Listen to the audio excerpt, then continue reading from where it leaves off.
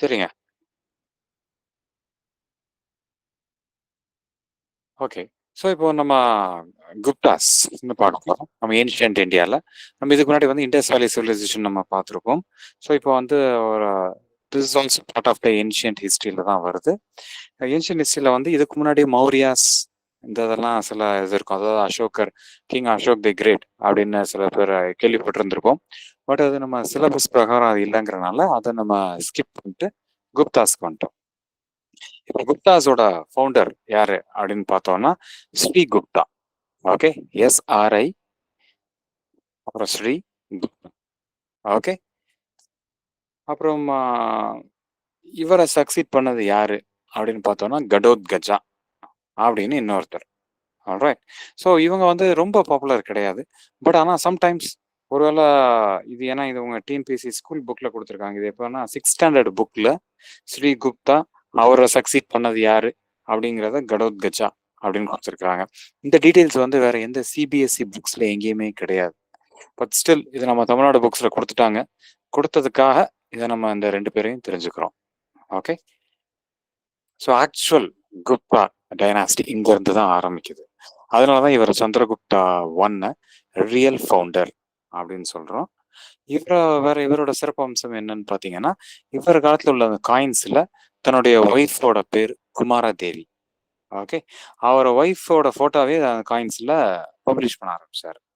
இன்னைக்கு நம்ம ரூபா நோட்ல காந்தி போட்டோ இருக்கு. இதே காயின்ஸ் பாத்தீங்கன்னா இந்த நம்ம ஒவ்வொரு லீடர்ஸும் பாரதியார்ல இருந்து திலக்ல இருந்து ஒவ்வொரு லீடர்ஸையும் நம்ம காயின்ஸ்ல சில போடுவோம் பாத்தீங்களா. ஸோ அதே போல இவர் என்ன பண்ணியிருக்கிறாருன்னா அவரோட ஒய்ஃபோட போட்டோவை போட்டிருக்கிறார். அவங்க ஒய்ஃபோட பேரு குமார தேவி. ஓகே.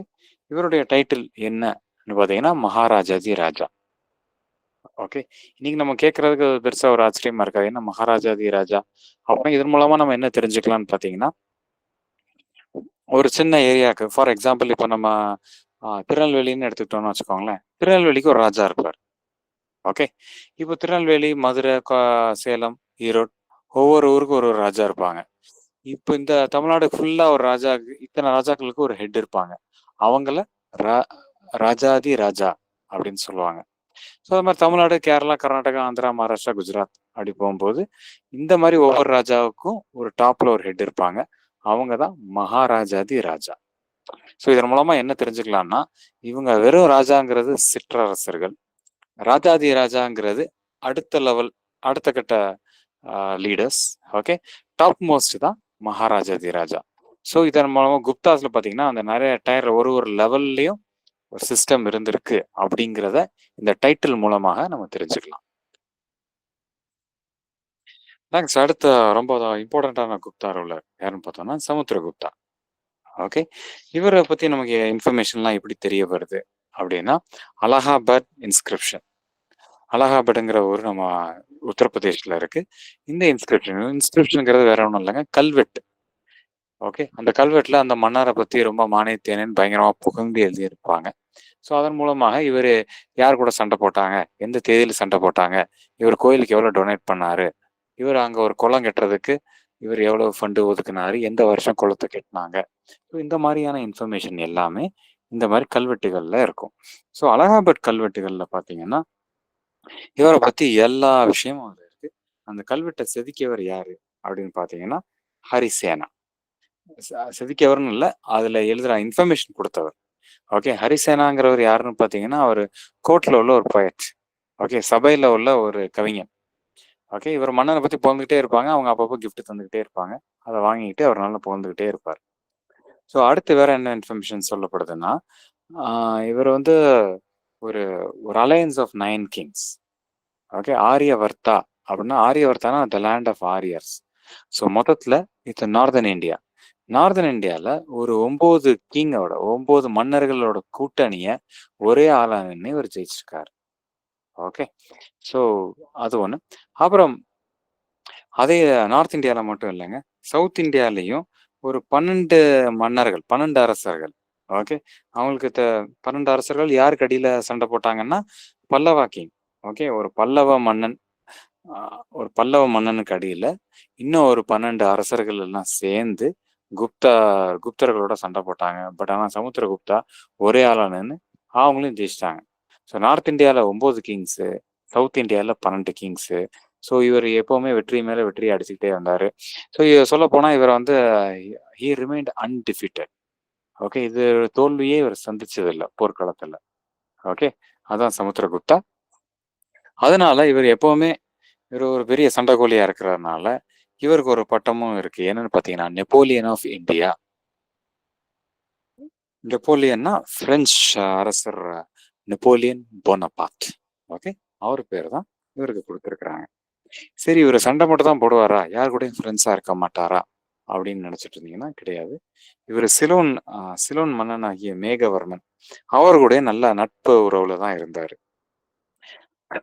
காரணம் என்னன்னு பார்த்தீங்கன்னா, சிலோனீஸ் யா ஐ அம் சாரி யா இவங்க சிலோன் பீப்பிள் வந்து பார்த்தீங்கன்னா, இன்னைக்குமே வந்து அவங்க வந்து ஒரு புத்திஸ்ட் கண்ட்ரி தான். ஓகே. ஸோ அன்னைக்கு சிலோன் மன்னர்கள் எல்லாமே புத்திஸ்டா தான் இருந்திருக்காங்க மெஜாரிட்டி. ஓகே. ஸோ அப்போ அவங்க வந்து புத்தர் குரியோட லேண்டே பார்த்தீங்கன்னா கிட்டத்தட்ட இந்தியா தான். அவர் நேபாளில தான் பிறந்தாரே தவிர, மத்த எல்லா ஆக்டிவிட்டீஸுமே எல்லாம் நடந்தது எல்லாமே இந்தியா தான். ஸோ அதனால இவர் வந்து கயால வந்து அதாவது போத் கயாங்கிற இடத்துல வந்து இப்போ ஒரு மொனாஸ்ட்ரி கட்டணும். ஓகே. ஒரு ஆசிரமம் கட்டணும் அப்படின்னு சமுத்திரகுப்தா கிட்ட பெர்மிஷன் கேட்டாரு. அவர் சந்தோஷமா குடுத்துட்டாரு. ஸோ இதன் மூலமா என்ன தெரியும்னா 2 பேரும் ஃப்ரெண்ட்ஸா இருந்திருக்காங்க அப்படின்னு தெரிஞ்சுக்கலாம்.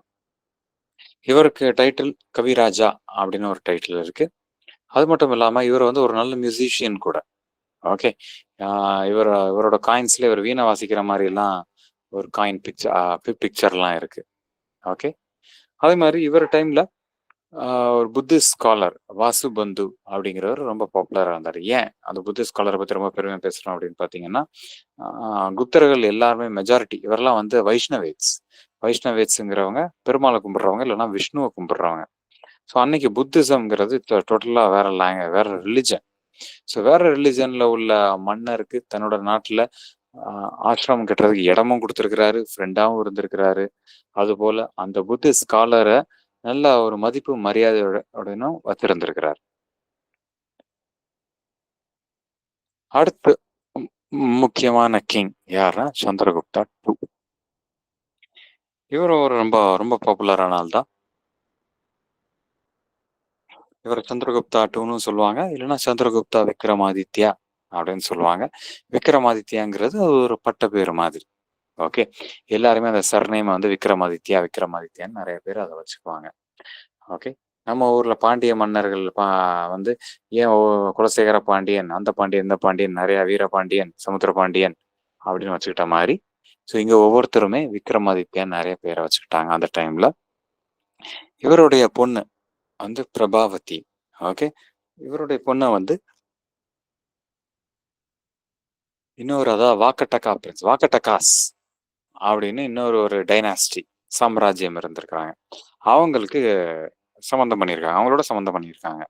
இது எதனால ஏன் இதை பேசப்படுகிறது அப்படின்னு பார்த்தோம்னா, அதாவது இவங்க பொண்ணை கல்யாணம் பண்ணி விட்டு கொடுத்தாச்சு. அவங்க பொண்ணு அங்க மருமகளா போயிட்டாங்க. அதுக்கப்புறம் வந்து என்ன ஆகி போச்சு, அவங்களோட ஹஸ்பண்ட் இறந்து போயிட்டாங்க.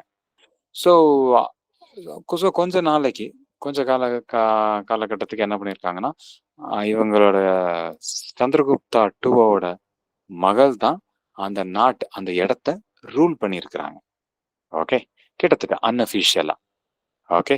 ஸோ அந்த காலத்துல ஏன்ஷியன்ட் இந்தியாவில் கிட்டத்தட்ட 1500 வருஷத்துக்கு முன்னாடி ஒரு பெண் வந்து அதை ரூல் பண்ணதுனால அது வந்து ரொம்ப ஒரு யூனிக்கா இருக்கிறதுனால, ஏன்னா அந்த ரொம்ப சரளமா எல்லாரும் அப்ப ரொம்ப பண்ணதில்லை.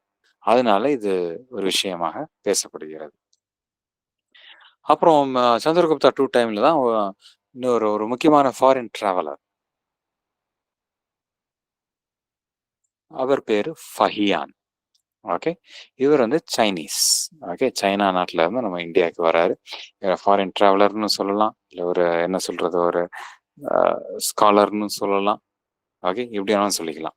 இங்க வந்து நிறைய எப்படி என்ன ஏது நிறைய தெரிஞ்சுக்கிட்டு நிறைய புக்ஸ் எல்லாம் எழுதிட்டு நிறைய விஷயத்த டிரான்ஸ்லேட் பண்ணிக்கிட்டு இவங்க ஃபாரினர்ஸ் இங்க வருவாங்க. வந்த கேப்ல நம்மள மாதிரி ஊர் சுத்தி பார்க்கறதோட என்ன பண்ணுவாங்கன்னா அந்த நாட்டோட லாங்குவேஜையும் கத்துக்குவாங்க. அந்த நாட்டு லாங்குவேஜை கத்துக்கிட்டு அதுக்கப்புறம் அதை இம்பார்ட்டண்ட்டான புக்ஸ் எல்லாம் அவங்களோட சைனீஸ்க்கு டிரான்ஸ்லேட் பண்ணிட்டு அவங்க அந்த புக்ஸை தூக்கிட்டு போய்க்குவாங்க. ஸோ இவங்களோட சபையில தான் பார்த்தீங்கன்னா, சந்திரகுப்தா டூ சபையில பார்த்தீங்கன்னா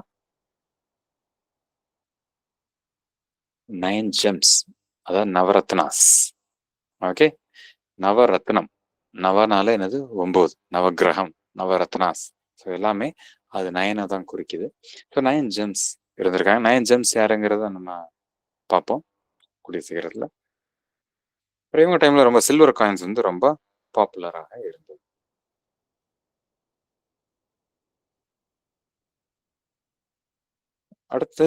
அடுத்த குப்தா ரூலர் குமாரகுப்தா. குமாரகுப்தா ரூலர்ல வந்து இவர் ரொம்ப எதுக்கு ஃபேமஸ் அப்படின்னு பார்த்தீங்கன்னா, அந்த நலந்தா யூனிவர்சிட்டிக்கு தான் ஃபேமஸ். ஓகே, இப்போ நம்ம ஏன்ஷியன்ட் இந்தியாவில் மிக முக்கியமான யூனிவர்சிட்டி என்னன்னு பார்த்தோம்னா, ஒன்று டாக்ஸிலா, இன்னொன்று நலந்தா.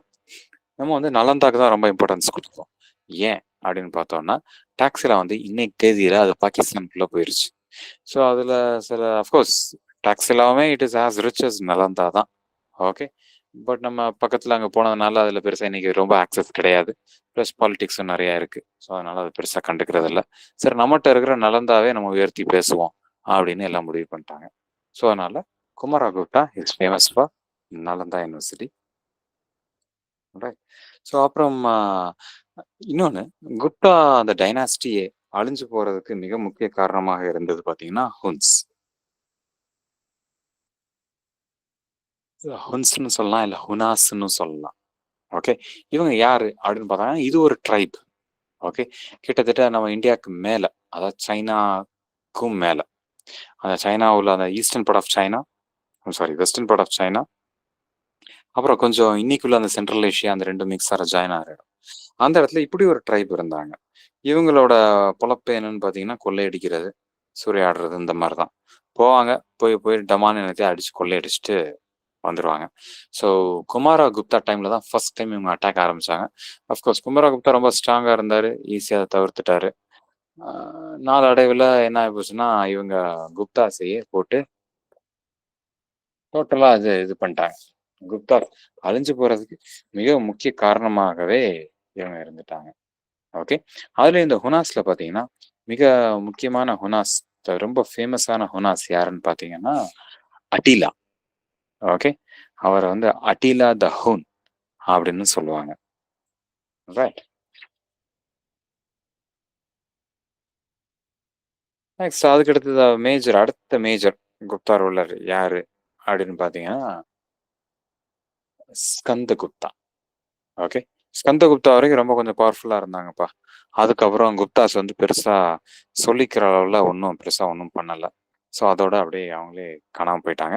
கடைசியாக ஒரு ஜென்ரல் நாலேஜ் ஆங்கிளில் கடைசி குப்தா ரூலர் யாரு அப்படின்னு கேட்டால் விஷ்ணு குப்தா அப்படின்னு மட்டும் வேணா சொல்லிக்கலாம். விஷ்ணு குப்தாக்கு அப்புறம் டோட்டலாக குப்தாஸ் எரேஸே ஆயிட்டாங்க. ஸோ இதெல்லாம் வந்து குப்தாஸ், அதாவது குப்தா கிங்ஸுக்குரிய டைட்டில்ஸ். மகாராஜாதிராஜா, பரம பட்டாரகா, பரமேஸ்வரா, பரம தேவதா, பரம பகவதா, புருஷா. ஓகே, ஸோ இதில் மற்றதெல்லாம் ரொம்ப முக்கியம். நீங்கள் மகாராஜாதிராஜா இதை மட்டும் நீங்கள் ஞாபகம் வச்சுக்கோங்க. மற்றது உங்களுக்கு ரொம்ப அவசியப்படாது. ஸோ அங்கே உள்ள அஃபீஷியல்ஸ் எப்படி சொல்லுவாங்க அப்படின்னு பார்த்தீங்கன்னா, அமத்யாஸ் அண்ட் குமார மத்தியாஸ். ஓகே, இன்னைக்குள்ள பியூரோக்ராட்ஸ், இந்த secretary, additional secretary, chief secretary, assistant secretary, deputy secretary, அந்த மாதிரி உள்ளதான் அமத்யாஸ், குமார மத்தியாஸ். ஓகே, இதில் ஹரிசேனாங்கிறத நம்ம ஏற்கனவே எங்கே பார்த்துருந்தோம்னா, அலகாபாத் இன்ஸ்கிரிப்ஷனுக்கு ரொம்ப மிக முக்கியமான ஆளாக ஹரிசேனாவை பார்த்துருந்தோம். ஓகே, அவர் he himself is a Kumaramatya. Okay, அவர் குமார மத்தியா மட்டும் இல்லாமல் அவர் சந்தி விக்ரஹிகா, அப்புறம் மகா தண்டநாயகா. ஓகே, தண்டநாயகா, மகா தண்டநாயகா அப்படின்னு ஒரு போஸ்ட் இருந்தது. ஸோ இவர் அந்த ஒரு போஸ்ட்லையும் இருந்திருக்கிறார். அக்னிகுப்தா இன்னொரு ஃபேமஸ் பர்சனாலிட்டி. வேற மற்றது உங்களுக்கு தேவையில்லை. பஞ்சாஷ்டகுலாதிகாரனா, ஓகே, இதுவுமே நீங்க ஸ்கிப் பண்ணிடலாம். ஆர்மி, இந்த ஆர்மியில நீங்க பாத்தீங்கன்னா commander of infantry Baladhikrita. Okay, இன்ஃபேண்ட்ரினா என்னது? காலாட்படை. ஓகே, போர் வீரர்கள்ல ஒண்ணு காலாட்படை இருக்கும், குதிரைப்படை இருக்கும், யானைப்படை இருக்கும். ஓகே, இதான் மெயின் டிவிஷன்ஸ். இதுல காலாட்படைக்கு அதாவது soldiers on food, food soldiers. Okay, அவங்க பேரு பாலாதிகிருதா. கேவல்ரி, கேவல்ரினா குதிரைப்படை. குதிரைப்படையோட தளபதி பேர், கமாண்டர் பேரு மகாபாலாதிகிருதா. ஓகே, இது 2 தெரிஞ்சுக்கோங்க. அடுத்த 3 தேவையில்லை. கடைசியா தூதகாஸ் இருக்கு.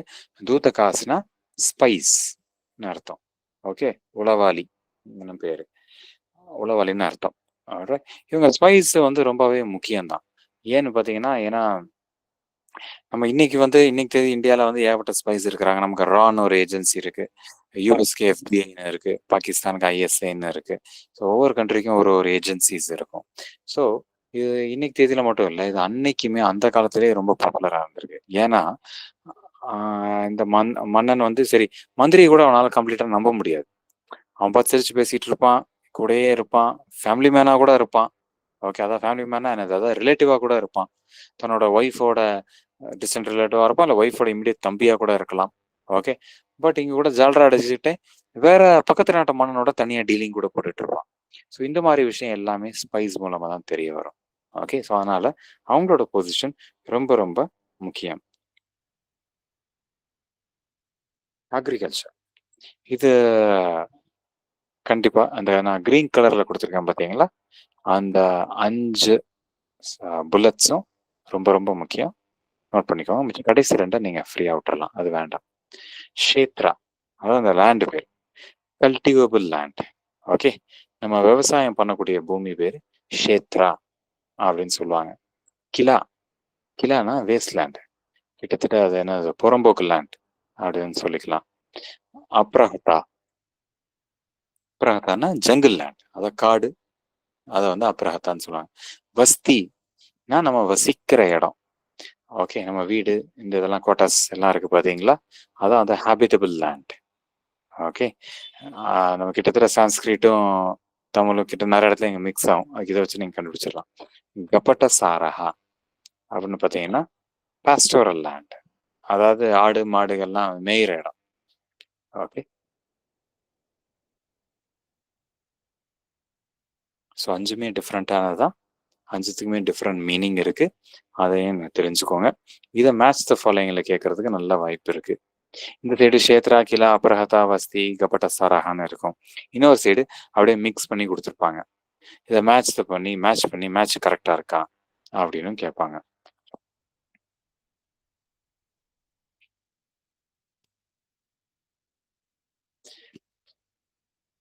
இது பார்த்தீங்கன்னா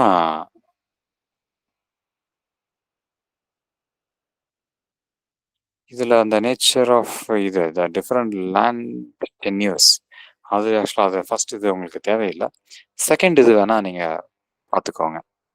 ஓகே, இப்போ ஃபர்ஸ்ட் இதுவுமே வந்து நீங்க குரூப் 1, குரூப் 2 ரொம்ப அது அந்த ப்ரிப்பரேஷன் இருந்தால் உங்களுக்கு ஃபர்ஸ்ட் டேப்லர் காலமும் தேவை. 2வது டேப்லர் குரூப் 4 தான் ப்ரிப்பேர் பண்ணுறீங்கன்னா ஃபர்ஸ்ட் இது ஸ்கிப் பண்ணிடலாம். ஓகே, ஸோ இந்த லேண்ட் கிராண்ட்ஸ், ஓகே, அதாவது நிலத்தை வந்து தானமாக ஒவ்வொரு செக்மெண்ட் ஆஃப் த பாப்புலேஷனுக்கும் தருவாங்க. அதில் ஒரு தானமும் இருக்கும். ஓகே, ஐம் சாரி, ஃபர்ஸ்ட் வந்து லேண்டை வந்து ஒருத்தர் இப்போ பிராமின்ஸ்க்கு தந்தா அந்த கிராண்ட் பேரு, அந்த தானம் பேரு என்னன்னா அக்ரஹாரா கிராண்ட். ஓகே, அது கிட்டத்தட்ட அவங்களுக்கு கொடுத்தது நிறைய சலுகைகள்லாம் இருக்கு. அவங்களுக்கு டாக்ஸே கேட்டாங்க, கம்ப்ளீட் ஃப்ரீ தான், ஹெரிடிட்ரி, அவங்க மட்டும் யூஸ் பண்ணிக்கலாம். இன்னைக்கு அவங்க யூஸ் பண்ணுவாங்க, அடுத்து அவங்க மகன், பேரன், கொள்ளு பேரன், அவங்க வம்சாவளியை அப்படியே தொடர்ந்துகிட்டே இருக்கும். ஓகே, தேவகிரஹாரா கிராண்ட், இதுவுமே வந்து பார்த்தீங்கன்னா for the worship of temple, தேவான்னு வந்துருச்சு. ஸோ அதனால கடவுள் சம்மந்தப்பட்டது, கோயில் மெயின்டெனன்ஸு. செக்குலர் கிராண்ட்ஸ், இது வந்து மற்ற கிங்ஸுக்கு. ஓகே, இதை செக்குலர்னு சொல்றதுக்கு காரணம் என்னன்னா, நீங்க இன்னைக்கு தேதியில் நம்ம செக்குலர்னா என்னப்பா, செக்குலர்னா எல்லா ரிலிஜனையும் ஒன்றா ட்ரீட் பண்றது, இல்லை ரிலிஜனோட இது அங்கே கிடையாது. அதான் இந்தியா இஸ் செக்குலர் ஸ்டேட் அப்படின்னு சொல்லுவோம். Okay, India secular state. இப்போ பாகிஸ்தான் இல்லை துபாய் இதெல்லாம் பார்த்தீங்கன்னா அதெல்லாம் வந்து இஸ்லாமிக் நேஷன். சவுதி அரேபியா பண்ணால் அவங்க சார்ட்டர்லேயே இருக்கும், அவங்க வந்து டிப்பிக்கல் இஸ்லாமிக் நேஷன் தான். ஸோ நமக்கு செக்குலர் கிராண்ட்னா அப்போ என்னது? எல்லா மதத்துக்கும் கொடுக்குற கிராண்ட் அப்படிலாம் கிடையாது. இது எதை மீன் பண்றாங்கன்னு பார்த்தீங்கன்னா, அந்த காலத்துல தானம் வந்து ஒண்ணு பிராமின்ஸுக்கு தருவாங்க, இல்ல கோயிலுக்கு தருவாங்க. அது தவிர்த்து வேற என்னெல்லாம் என்ன தரானோ அது எல்லாமே கிட்டத்தட்ட செக்குலர் கிராண்ட்ங்கிற மாதிரி தான் வரும். அடுத்து பாகா, போகா. ஓகே. ப்ரொடியூஸ் வர்றதுல 1/6 டேக்ஸா பே பண்ணுவாங்க. இதை நீங்க ஒரு தடவை பார்த்துக்கோங்க. எல்லாமே ரொம்ப முக்கியம் இல்ல. பட் 1, 2 நீங்க பார்த்து வச்சுக்கோங்க. பலிங்கிறத தெரிஞ்சுக்கோங்க. பாகா, போகா தெரிஞ்சுக்கோங்க. பலி தெரிஞ்சுக்கோங்க. It's a voluntary offering by the people. ஆரம்ப கட்டத்துல அது வாலண்டரியா தான் இருந்தது. பட் லேட்டர் ஆன் கிட்டத்தட்ட அதுவே கம்பல்சரி ஆயிருச்சு. அது வந்து ஒரு மோசமான ஒரு டாக்ஸ்ன்னு வச்சுக்கோங்களேன். ஹிரண்யாவை ஞாபகம் வச்சுக்கோங்க. ஹிரண்யானாலே என்னன்னு பார்த்தீங்கன்னா, ஹிரண்யானாலே அது கோல்டுன்னு அர்த்தம். ஓகே. எத்தனை பேருக்கு அந்த மீனிங் தெரியும்னு தெரியல. பட் ஆனா நீங்க சான்ஸ்கிரிட்ல இருந்தது பார்த்தீங்கன்னா, ஹிரண்யானாலே அதோட மீனிங் வந்து கோல்டு. ஓகே. ஸோ சுல்கா. சுல்கானா நீங்க என்னன்னு பார்த்தீங்கன்னா, நம்ம சுங்கச்சாவடின்னு சொல்றோம்ல. இன்னைக்கு நம்ம ஊர் விட்டுலாம் போகும்போது, நீங்க எங்க திருநெல்வேலி மதுரை போனாலும் சரி, தூத்துக்குடி போனாலும் சரி, கன்னியாகுமரி போனாலும் சரி, எங்கனாலும் வந்து ஒரு டோல்கேட்ட தாண்டாம நீங்க ரோட்வேஸ்ல போக முடியாது. ஓகே. ஸோ பேசிக்கலி என்னன்னு பார்த்தீங்கன்னா, டாக்ஸ். அந்த டோல்ல டாக்ஸ் பே பண்ணிட்டு தான் போறோம். ஓகே. அதே தான் அன்னைக்கும் இருந்தது. அன்னைக்கும் மாட்டு வண்டியில ஓகே. இல்ல குதிரையிலயோ, இல்ல கழுதையிலயோ, ஒட்டகத்திலயோ அங்கங்க நீங்க டிரான்ஸ்போர்ட் பண்ணிட்டு போவாங்க. பட் ஒரு ஒரு ஊர்ல ஒரு செக்மெண்ட் என்ட்ரி நுழையும்போது, அவங்க ஒரு டாக்ஸ் அமௌண்ட் கட்டிட்டு தான் போணும். டிராவலிங்ல இருந்தாலும். ஓகே. நம்ம சுங்கச்சாவடிய தான் அங்க சுல்கா. சுங்கம், சுல்கா. ஓகே.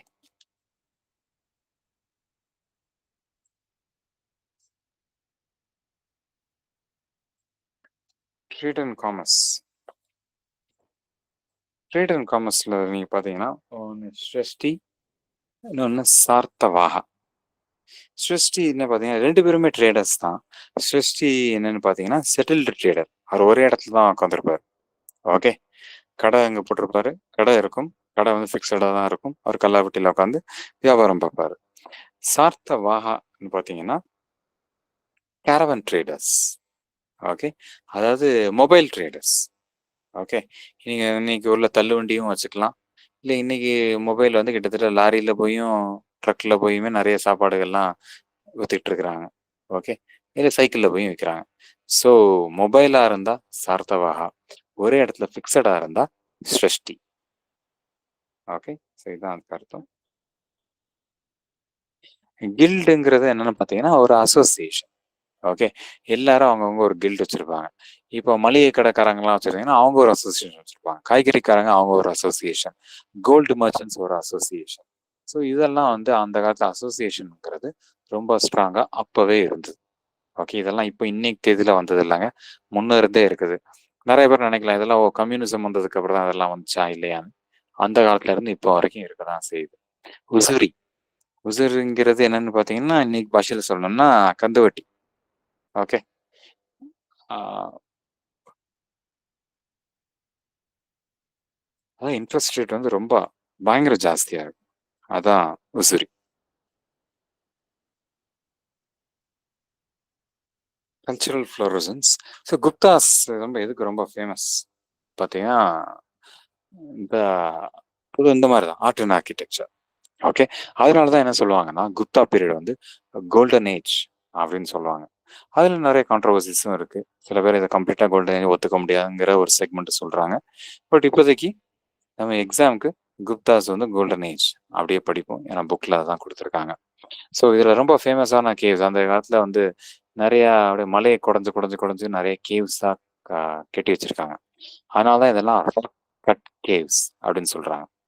அந்த பாறைகளுக்குள்ள, கல்லுகளுக்குள்ள உடைஞ்சு சிற்பத்த செதுக்கியிருக்காங்க. ஓகே.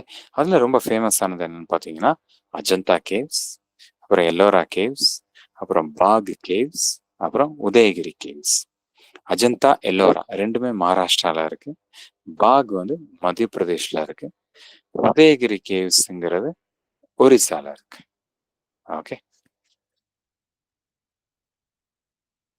ஸ்தூபாஸ். ஸ்தூபாஸ் இதெல்லாம் ரொம்ப ஃபேமஸான ஸ்தூபாஸ்ன்னு பார்த்தீங்கன்னா, சாரநாத் ஸ்தூபாஸ், ரத்னகிரி ஸ்தூபா, மிர்பூர் காஸ். ஸ்தூபா ஸ்கூல் அப்படி என்னதான் இருக்கும், ஒரு பெரிய அண்டா மாதிரி இருக்கும், உள்ளுக்குள்ள என்ன இருக்கும் அப்படின்னு பார்த்தோம்னா புத்திசம் சம்மந்தப்பட்ட ஐட்டம்ஸாக இருக்கும்.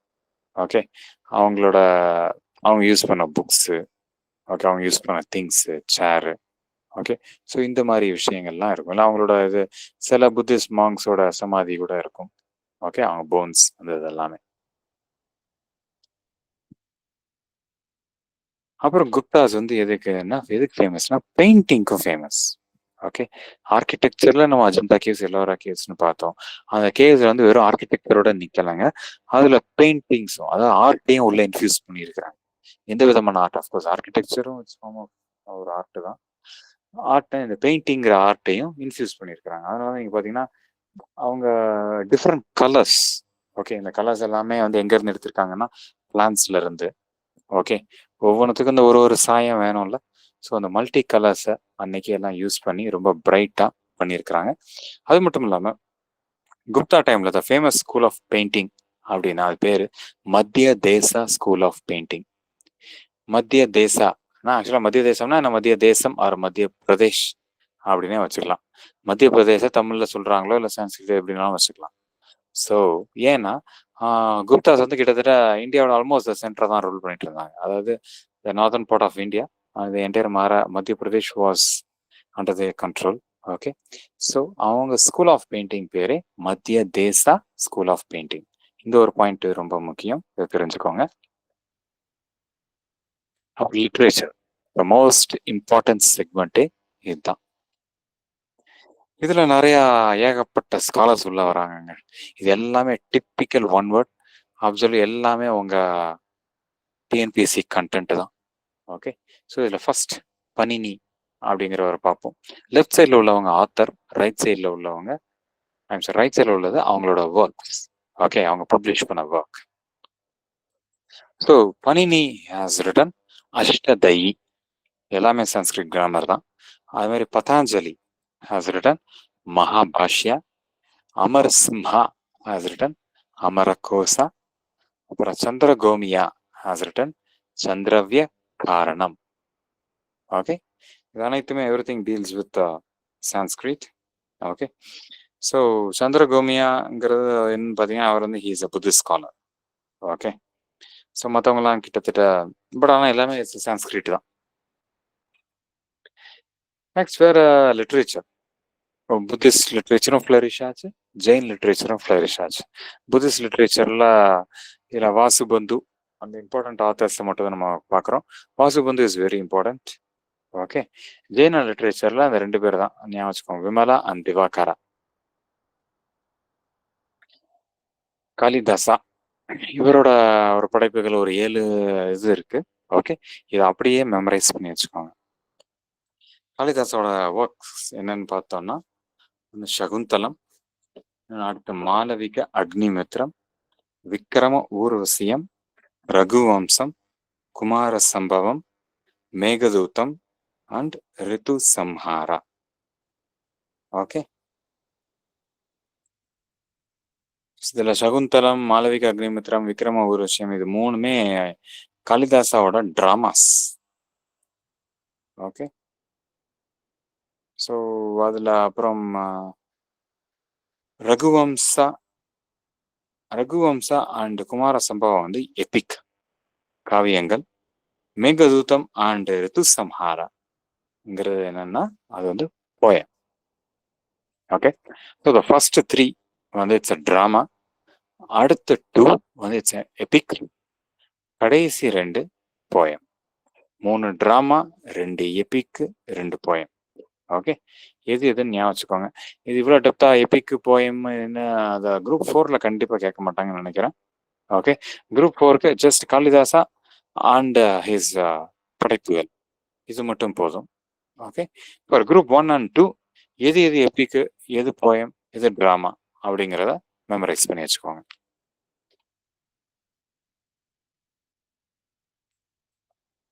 நெக்ஸ்ட் சுத்ரகா. சுத்ரகான்னு ஒருத்தர் இருந்தாரு, அவர் இன்னொரு அவரோட படைப்பு என்னன்னா மிருட்ச கட்டிகம். ஓகே, அதுக்கடுத்து விசாகதத்தா. விசாகதத்தா has return we have 2 of his works. That is Mudra Rakshasa and Devi Chandraguptam. அப்புறம் கமண்டகா has written Nitisara, பாசா ஸ்வப்ன வாசவதத்தா, விஷ்ணு சர்மா பஞ்சதந்திரா. நம்ம பஞ்சதந்திரா ஸ்டோரிஸ்லாம் நம்ம கேட்டிருப்போம்ல, சின்ன வயசுல பார்த்துருப்போம். இன்னும் அஃப்கோர்ஸ் ஸ்டில் இப்போ சில பேர் படிக்க தான் செய்கிறாங்க. ஸோ அந்த பஞ்சதந்திராவை எழுதின ஆள் யாருன்னு பார்த்தீங்கன்னா விஷ்ணு சர்மா. மேஜர் புராணாஸ் இது உங்களுக்கு கண்டிப்பா தேவையில்லை. So you can skip this. இது அடுத்த இம்பார்ட்டன்ட் செக்மெண்ட். ஐ திங்க் இதோட இன்னும் அடுத்த ஸ்லைடோட முடிச்சிருது. ஆரியபத்தா. ஆரியபட்டா 2 விஷயம், அவரோட 2 படைப்புகள் என்னன்னா, ஒன்று சூரிய சித்தாந்தா, இன்னொன்று ஆரியபட்டியம். அடுத்து வராக மிகிரா, இவரோட 3 படைப்புகள் பிருகத் சம்ஹிதா, பிருகத் ஜட்டகா, அப்புறம் பஞ்ச் சித்தாந்தா. அப்புறம் கடைசியா Brahmagupta, Brahmasphuta Siddhanta and Khandakhadyaka. Okay, so இதெல்லாமே டிபிக்கல் 1 மார்க் கொஸ்டினில் கேட்கக்கூடிய கண்டென்ட் தான். அப்படியே ஜிகே மாதிரி தான் இருக்கும். இந்த லிட்ரேச்சரில் மட்டும் யார் யார் என்னென்ன எழுதுறாங்கிறத அப்படியே பார்த்துக்கோங்க. And finally the last one, Navanitaka. அது வந்து எப்படின்னு பார்த்தீங்கன்னா, it's manual of receipts and prescriptions. என்னென்ன வியாதிக்கு எப்படி என்ன தர்றது, என்ன பண்ணலாம், வைக்கணும். இதில் ஒரே நல்ல விஷயம் என்னன்னு பார்த்தீங்கன்னா, இதை எழுதின ஆத்தர் யாருன்னு நமக்கு தெரியவே தெரியாது. ஓகே, இன்னைய வரைக்கும் அது யார் எழுதுனானே தெரியாது. தெரியாத வரைக்கும் ரொம்ப நல்லது. ஒரு ஆத்தர் பேரை நம்ம மெமரைஸ் பண்ண வேண்டிய கஷ்டம் இல்லை. ஸோ ஃப்ரீயாக விட்டுறலாம். அண்ட் கடைசியா ஹஸ்தி ஆயுர்வேதா. ஓகே, இந்த புத்தகத்தை எழுதுனது யாருன்னா பாலா காப்பியா. ஓகே, அவர் பேரே பாலா காப்பியா. எங்கள் வீட்டுக்கு யாராவது வந்தா உங்களுக்கு காப்பியா டீயா அப்படின்னு கேட்போம். ஓகே, இனிமேல் அதுக்கு பதிலாக பாலா காப்பியா அப்படின்னு கேட்குற மாதிரி வச்சுக்கோங்க. அப்படின்னா அதான் அவரோட பேரை. ஓகே, பாலா காஃபியா. ஓகே, பாலா காப்பியா அப்படின்னு எழுதிக்கோங்க. Okay, so what is this Hasti Ayurveda? இது டீல்ஸ் வித் வாட் அப்படின்னு பார்த்தோம்னா, இது வந்து it's a book on veterinary science. Okay, யானை, குதிரை, மாடு, ஆடு இதுகளுக்கு ஏதோ வியாதி எதுவும் வந்துச்சுன்னா அது எப்படி டேக்கிள் பண்ணுறது, ஸோ அதை பற்றி டீல் பண்ணுறது தான். ஆல்ரைட், ஸோ ஓகேங்க. இன்னைக்கு ஆஸ் பர் பிளான் நம்மளோட கிளாஸ் வந்து ஒரு 1/2 hour மட்டும்தான். இது ஏற்கனவே அட்டன் பண்ணவங்களுக்கு இது ஒரு ரிவிஷனாக இருந்திருக்கும்னு நினைக்கிறேன். புதுசாக வந்தவங்களுக்கு it's a new class on Guptas. Okay, so thank you so much. Okay, Thank you, sir. Thank you, sir.